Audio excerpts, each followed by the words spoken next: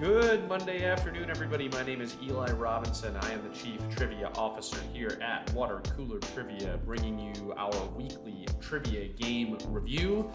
This week, as you can see, our game was all about Elf on the Shelf sequels, which no legal department, but we're just going to pretend makes me disclose aren't real. Before we get into it, I run a company called Water Cooler Trivia, where we bring the joys of weekly trivia to your office, group, organization, friends and family, whatever it may be. You can find us online at watercoolertrivia.com. You can find me online at Chief Trivia Officer. We have a 4-week free trial so you can see how all of this stuff works, and really hope to bring, the pub trivia, the trivia Jeopardy environment to your company to help increase camaraderie. So let's look at the results first. So this was a pretty surprising distribution as far as results are concerned. As you guys know, we generally see the top end, or the highest scores in the 8 and 9 range. So it's a little bit surprising to see so many 7s and 8s. We'll talk about that here in a minute. Perfect scores just over 5%. We generally see it more between 10 and 15. So this week specifically, if we were able to get a perfect score, that would have been particularly impressive. All right, so let's jump into it. The introduction to this week's quiz. Merry Christmas, everyone. 2005 brought us the instant classic, The Elf on the Shelf. And 17 years later, we are back with some sequels to the original. The editors were all ready to send them to the press, but some elves absconded with half of the titles. We know that they rhyme, and luckily we have the tagline and an image for each book. You help bring us a mini Christmas miracle and fill in the titles. So trivia adjacent, obviously. These are not your hardcore, let's ask you a straightforward trivia question and have you answer it for us, but we think people really enjoyed this. So I'm not going to show you the clues for the ones that everybody got. We had Nixon on Vixen. This was Scrooge on a luge. Interestingly enough, a lot of people put bobsled, which led me to believe that perhaps maybe they didn't read the instructions. I don't really know. Here we have Fedora on the menorah. Santa in Atlanta, although somebody did say Santa Monica, which I thought was an interesting slant rhyme. I'll talk to the folks about it. So here we have what is Kali on the tamale. However, we had a writer write in and let us know that or claim that the singular form of tamales is not exactly tamale, it's actually tamal. And we looked it up, and that's true.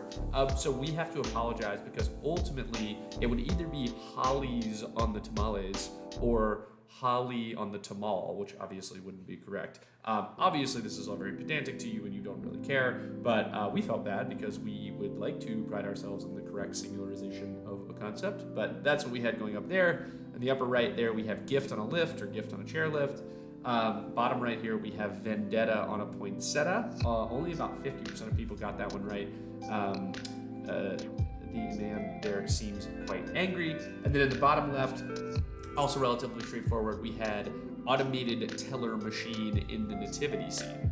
We also accepted automatic teller machine, which is apparently another abbreviation, or another explanation for what ATM stands for. And then in Canada, it's called an automated banking machine. So we also accepted automated banking machine. But the reason, going back up here, that perfect scores were so low was there are actually 2 questions that were quite difficult this week. So here we have, rather than leaving your decorations exposed to the elements, take a look at what happens when you cover all of them with the same material that surrounds nerve cell axons, blank blank on the wreath. So that would be myelin sheath on the wreath. This question was designed to be the hardest, as we've talked about before. Science questions usually trip people up. A number of people had the opportunity to tell us why they were able to get this one right, and a few very notable people were saying, wow, I can't believe I pulled that from my high school biology class, and I would completely agree with that. I will also give a brief modicum of at least a shout out to the number of people who said that the mitochondria is the powerhouse of the cell. That has absolutely nothing to do with the answer to the question, but it is a wonderful meme and a phrase that brings a smile to everyone's face. So thank you very much for answering that, assumingly because you didn't know the answer to the question. So we would have really, really banked that this was the most difficult question of the week. I think it came in at like 25%.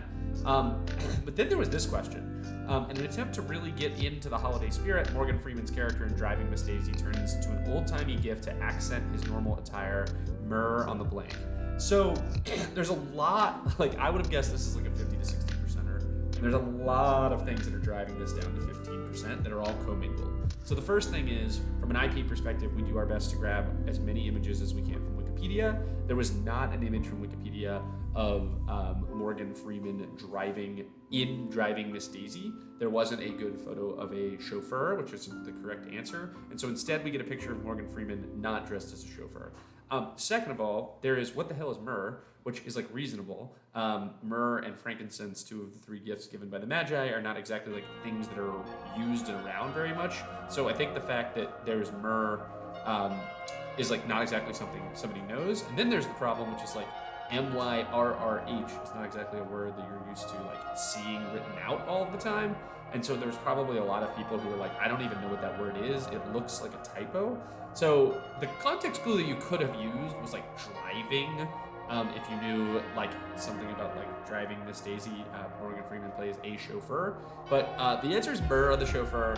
Like I said, it was only 15% correct, which was like very, very significantly lower than we would have ever wanted it to be. And like I said, there were a few things that were leading to it altogether. We were pretty lenient on the spelling of chauffeur and still only got to like 16-17% correct, which is pretty impressive. Once again, that led to this really cool curve around 8 and 7 with an average of 7.39 and a median of 8. Once again, anybody who got a 9 or 10 this week, absolutely impressive. My name's Eli Robinson. I'm the Chief Trivia Officer here at Watercooler Trivia. Visit watercoolertrivia.com. Take a look at what we have going on there. Next week, year in review. The year is so nice, we reviewed it twice. More to come next week. Until then, keep on tripping on.